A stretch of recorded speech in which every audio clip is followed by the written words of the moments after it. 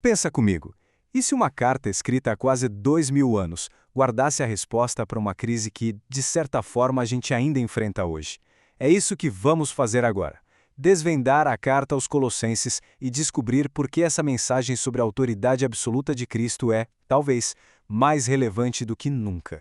Pois é, e logo de cara, este versículo já entrega o jogo, sabe? Ele joga na nossa frente o tema central da carta, a mensagem principal que Paulo quer comunicar, a preeminência, a supremacia absoluta de Cristo sobre todas as coisas.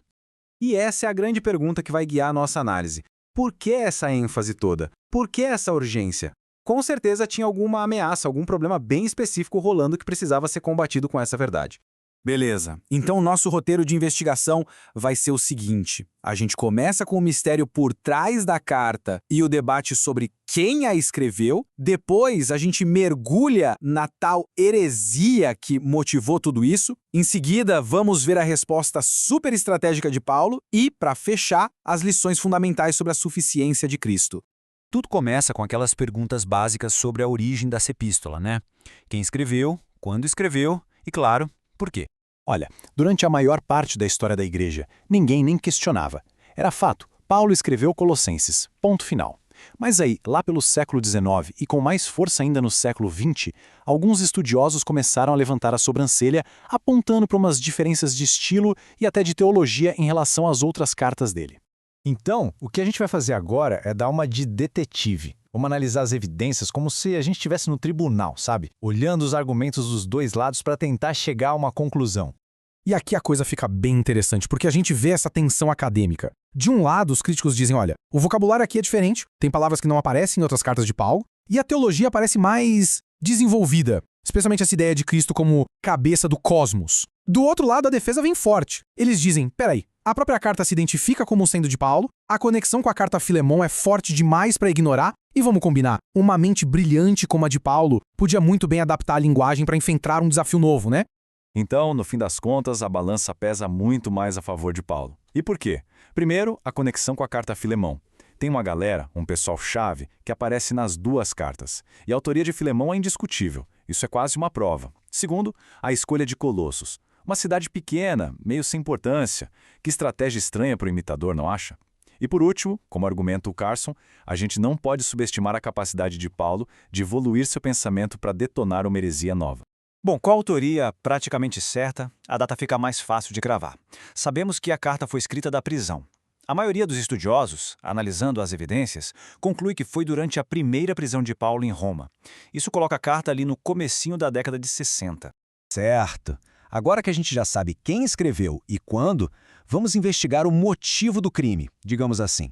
Qual era a falsa doutrina que estava ameaçando a igreja de Colossos e que fez Paulo escrever essa resposta tão, mas tão enfática?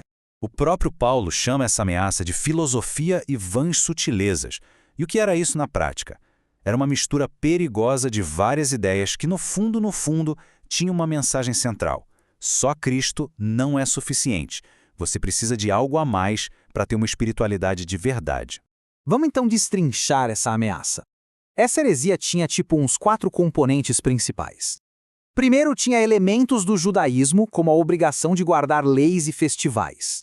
Segundo, uma pitada de misticismo pagão, que envolvia a adoração de anjos ou outros poderes espirituais. Terceiro, o ascetismo, aquela ideia de que maltratar o corpo de forma rigorosa te dava algum mérito espiritual. E para fechar, um ar de exclusividade, como se eles tivessem um conhecimento secreto que os outros cristãos, os comuns, não tinham. E olha, essa citação do Michael Kruger resume o problema de forma perfeita.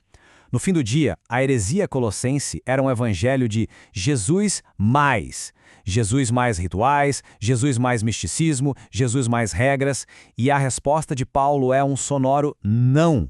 Jesus é tudo, ponto. E para combater essa ameaça, Paulo não sai atirando para todo lado, não. Ele constrói um argumento brilhante, super estratégico. Vamos dar uma olhada em como a carta está estruturada.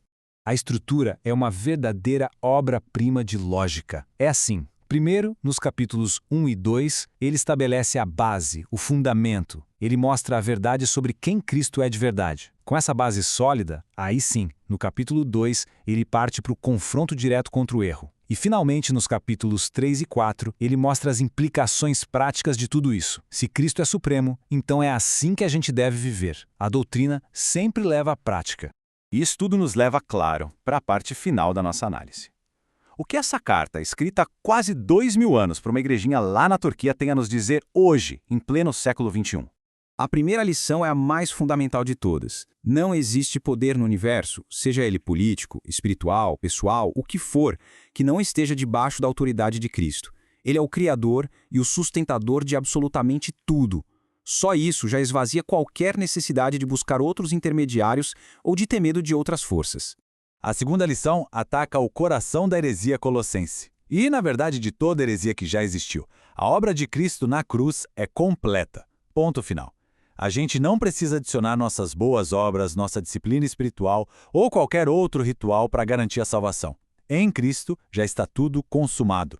Isso aqui ilustra de forma brilhante a terceira lição. A supremacia de Cristo não é só uma ideia teológica, abstrata. Ela é radicalmente social.